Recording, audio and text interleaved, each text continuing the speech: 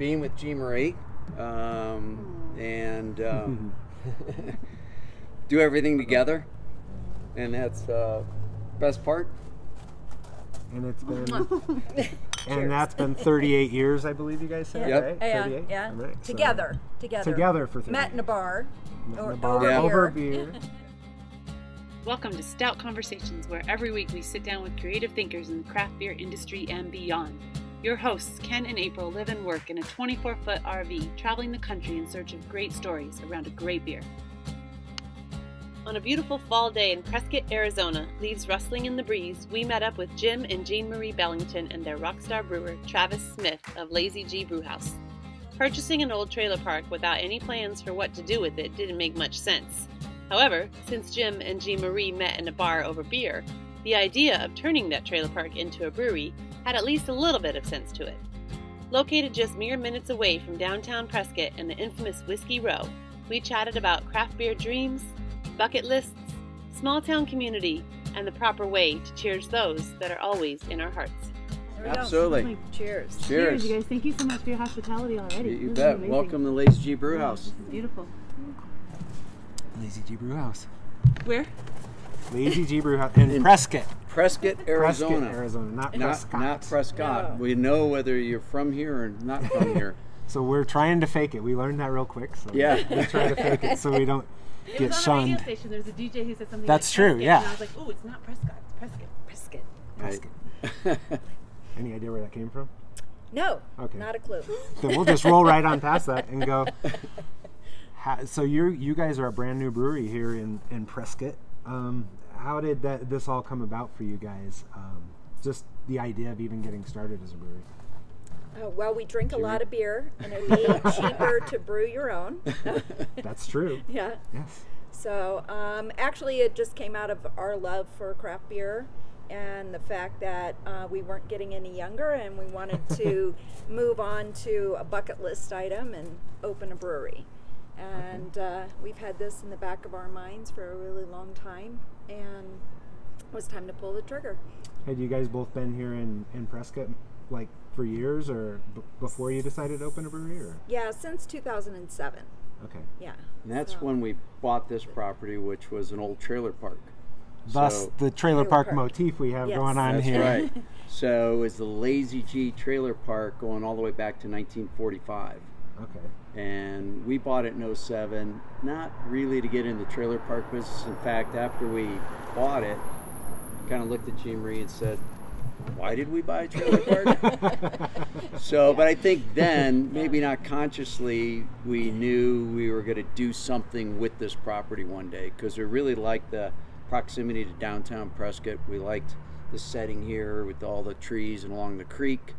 Right, And we're right on the edge of the downtown area, right? Downtown is just a few downtown blocks historic. to the north of us, and we're sitting right on Granite Creek, and we're at the LazyG Brewhouse, and it just started to kind of grow at that point. We talked about it a lot, you know, it's like, wouldn't it be cool to do this one day, and maybe we should, and you know, we travel all the time going to different breweries and craft beer bars, and we'd look at these places and go, yeah, we could do that, and we could do this, and just kept being developed over a lot of years.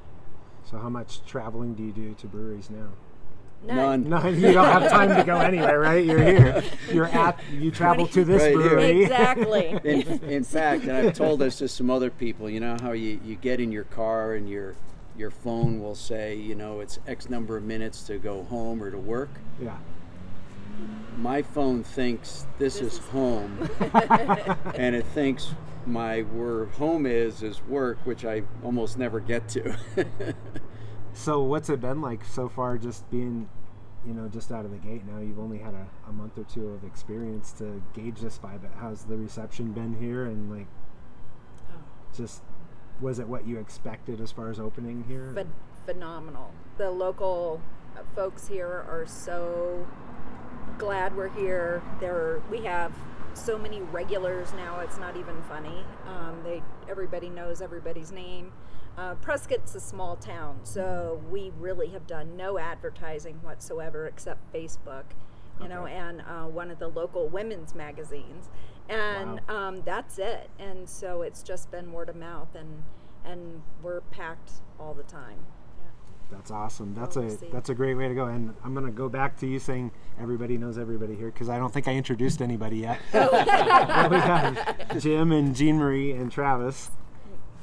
Jim and Jean-Marie are the owners, and Travis is the head brewer. And Travis is kind of like pseudo rock star kind of guy, right? And then because like when we told people we were coming to talk to you guys over here, they're like, yeah, they have some fancy superstar brewer over there they got from California. And a rock star that likes to fly under the radar. Yeah. And you do have a pretty impressive background in some of the breweries you've been at. You were at Russian River and the Brewery in California, and then you co-founded Society, right? That's correct. In San Diego. So how did this all come about that you ended up in Prescott, Arizona, where nobody knew your name probably until you moved in? A good thing. You know, I moved here. Actually, physically moved my entire family here, and the only people I knew were Jim and Jean-Marie. So I remember you telling me one day, one of the things that you were really enjoying about being in Prescott is that you could go wherever you want, and nobody's going to like stop me and say, aren't you from Society? Aren't you the brewer? You know, it's like, it's been great. You know, it's all that, you know. I get to just live and go places. It's nice. It's really hard to go in San Diego, go to get a beer anywhere without, you know, something happening. Be able to just sit and relax and enjoy your beer with Laura, or, you know, as opposed to being interrupted, you know, maybe and people asking a lot of questions. And being critiqued on what you're drinking. Well, yeah. Well, in San Diego, there's several hundred breweries, I believe, right? About 300? 160 in the county. 160 in the county. And probably a ton more just outside that area. So probably everywhere you go, you're running into industry people that you knew everybody everywhere you went if you were going to drink a beer. Yeah. So how did you guys get to meet each other? Did you just like see one ad, or so how they did this posted some ads and we started talking. I came out and visited. We met together, and we actually met together a couple of times, and then decided that I wanted to get out of California, and this was a great place to do that. Had you already decided at that point that you were already gone from Society? There's a long process. My exodus from Society that took a good 6-8 months to do that, and it was during that time that you started. So I knew I was leaving. So you go from a big running your own brewery and like a town that's overrun with breweries to one that's just kind of getting off the ground basically with its breweries. There's a new scene coming here. I mean, was that the enticement for you? Like, were you kind of burned out on the whole big brewery scene? Or I certainly was burned out. It's a big rat race that became not fun anymore, and here is fun again. Is this where you feel you get to go back to the beer and just enjoy making the beer? That's all I'm doing. I'm making the beer, and it's legitimately fun. And I chose working with Jim and Jean-Marie because of partially their passion, partially because this town appealed to me, and thought that this would be a great opportunity to continue my craft. So where did the vision of the beer come in? Like, did you guys already have a vision for what you wanted to do with the beer, or did you bring the vision, or how did it all come together? And what is the long-term vision for the different types of beer you're going to have here? We've kind of given Travis free reign. I think when we talk about beers, we talk about a lot of the same things. Quality is extremely important. Yeah. Variety. For variety. Quality is definitely there right now. Yeah. I can say that. So it's like, we've always believed if we're going to do anything, do it right. And Travis is totally on that. He's that's what he's always believed in. In your brewing, and that's translated into the beers that we're drinking, and people have been really over the moon, mm-hmm. Drinking the beers. Yes. The second we walked onto your property here, and you see this little cute little camper, and you just see the way that the brew house looks and meet everybody here, it's like every single place we've always been to. It's just this community and family. and I can kind of already see that in like the three of you, and just you even talking about like the families and stuff that you have here and how you met and everything. It's awesome. That's one of the reasons why we love craft breweries. Yeah, It's just a comment to say. And Jean-Marie alluded to it earlier, but we're developing that with our customers. Yeah. You know, we have a lot of regulars. There was a family that was in last night, and they come with their daughter Every Sunday night and do homework. and do homework. Oh wow. And That's cool. she sits and does homework. They drink beers. They help her with the homework. They're doing some other work, 'cause I think they Yeah. both work from home, so they're doing some work. Okay. And they just hang out. Yeah. And we like that. They like it, you Yeah. know. But there's, A, you know, yeah. it's the neat part of it. Yep.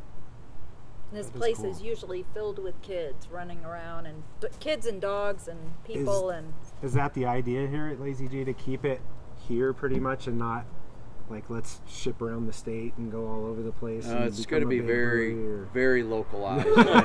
Sure, right? No, we're staying here. Yeah, That's the it's- idea. Yeah, Yeah. so You're like, my contract said we're staying. Oh yeah, you yeah. know, that's, you know, we're a brew pub, and you know, it's best enjoyed here on the premise.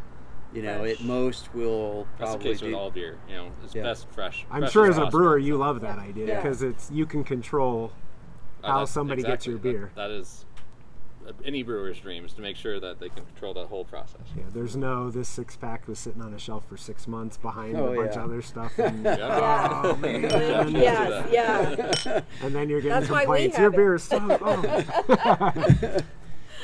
So yeah, at best, you know, we may, you know, see it on, you know, some local bars and restaurants here in town, but you know, we want people to come here and enjoy the whole experience here at the LazyG.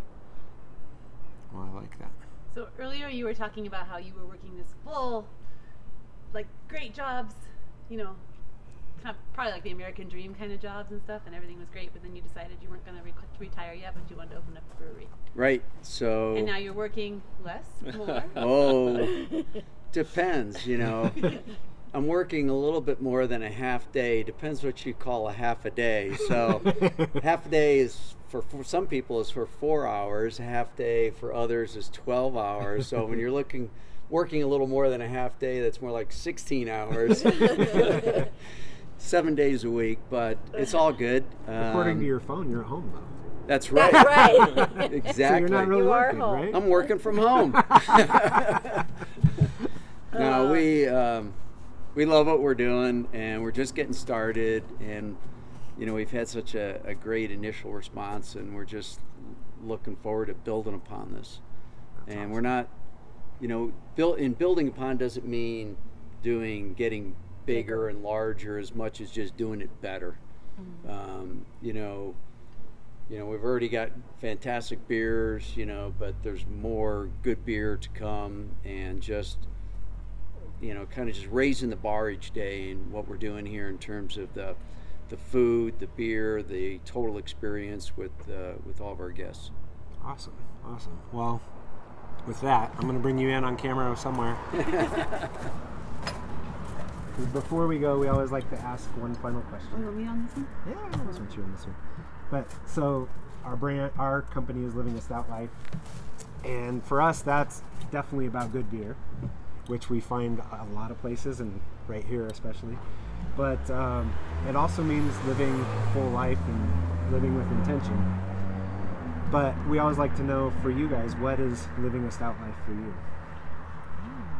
And you can each Yeah, answer sure. individually. Yeah. Or together. Well, I'll start. So, being with Jean-Marie, and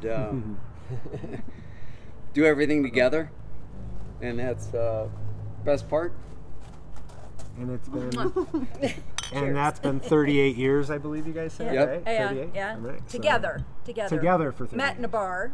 Met in or a bar over Yeah. over beer. beer. And then doing this together. So this is kind of like the next major chapter in our lives, and you know, I don't know that it'll be the final chapter. Hopefully this won't kill me. But you know, it's what I'm going to do and what we're going to do, and Maybe know, we're loving it. 40 or 50 years. Yeah. We'll die with a beer in here. And Jean-Marie on your own. As long as he goes first. Yeah, because the insurance will pay off this whole place. So yeah, to that point, yeah, it's like I was concerned one day about, what if I die? How are we gonna pay for all this? She goes, if you die, the whole thing's paid off. So it's like I'm worth more dead than alive. I highly doubt that. How about you? Do you have anything more to add to that? No, but well, yeah. It's all about family. Whether your family is your blood or your extended family from the community or a great brewer and his family, we just want to, there's where we want to grow. We want to grow that family and that sense of community. And we have 18 beer taps for beer. And the rest for wine. So yeah, absolutely. Grow the beer family. Grow the beer family. We have 8 on tap now, 8. And looking forward to more. I think living the stout life is a lot like beer, and there's beers out that are super exciting. That you wouldn't say that are balanced at all. There's some crazy ingredients in there. There's some crazy. Okay, it's fun. But for me, life is a lot like the best beer, and that's when it comes to balance. Balance of the flavors, and it's balance of work, balance of family, balance of fun, balance of responsibility, and that's living that stout life for me. Love that. I love that. Yeah, that was awesome. That's a good way to end it. What do we cheers to? We cheers to the Stout Life. To the Stout Life. At LazyG Brewhouse. All right. Cheers.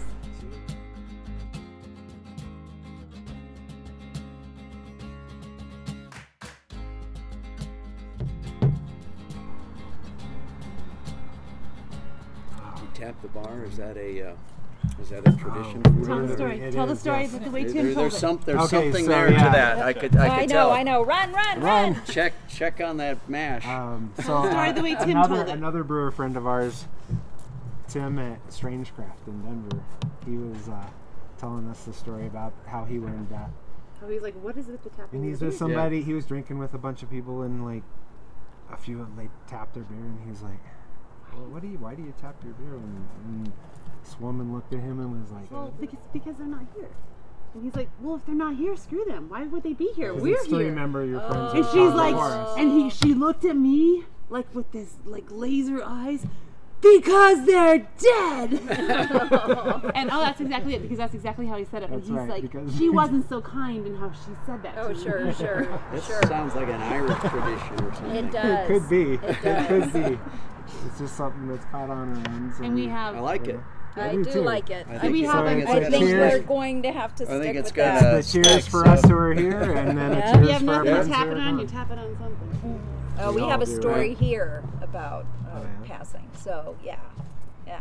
Picture on the wall of the little girl shooting, doing the beer can. Yes. So that's our granddaughter, and she actually lived in the trailer park in one of the trailers, and just signed up for school, and was killed in a car accident. Oh, so anyway, and so that's a nice tribute to her. And she's so still here. A lot of that was the only recipe we demanded that Travis brew is our Sunshine Blonde, which is a tribute to her. Oh, and then he went ahead and made, her name was Haley. So he did Haley's Comet with Comet hops, and I didn't even know he was doing it. So that was really cool. Yeah, she was only 18, but she's here. She's here every day. We have new conversations every week. Be sure to subscribe to Living a Stout Life so you don't miss out. Celebrate all the moments in life, big and small. What are some ways you celebrate those that are always in your hearts, but no longer standing next to you? Let us know in the comments below, or by clicking the link in the description. A number of reasons why. Oh, okay. Good call. Big monster truck going by. That's a good call. That'll happen a lot. And I'm not digging for dirt on you here. Just That was like getting bleeped out of that. Yeah. You know? Yeah, that was perfect. You're like, nope, we're not going should there. just kept going. Yeah.